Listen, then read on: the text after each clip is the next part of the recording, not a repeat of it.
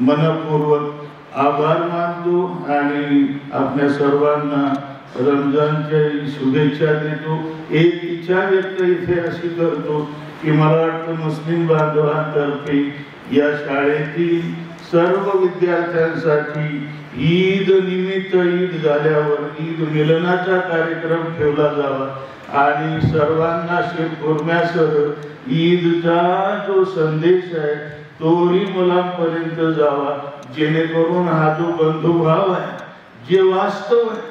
मी बोलता बोलता राहून गेलो, आज विज्ञान युगात आपण एका मुस्लिम बांधवाचं रक्त इमर्जन्सी मध्ये प्रॅक्टिकली एका हिंदू पेशंटला देतो आणि खाजो येत नाही, रिएक्शन येत नाही, मुलांना येते का रिएक्शन?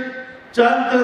आणि मुस्लिम पेशंटला इमर्जन्सी हिंदू बांधवाचं रक्त चालतं, जैनाला याला बौद्धाचं रक्त चालतं, नवे ब्राह्मण रुग्णाला दलित बांधवाचं ब्लड चालतं। दौडताय मी म्हणतो चलता नाही मग दौडताय ते, कारण आत रक्त चालत नाही, पळत ते निवळ रक्त चालतं असं नाही।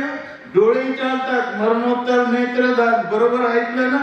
लिव्हर ट्रान्सप्लांट, किडनी ट्रान्सप्लांट, अरे वा सगळं चालतं। रक्त, डोळे, लिव्हर, किडनी, स्पर्श चालत नाही, फक्त माणूस वाटतो।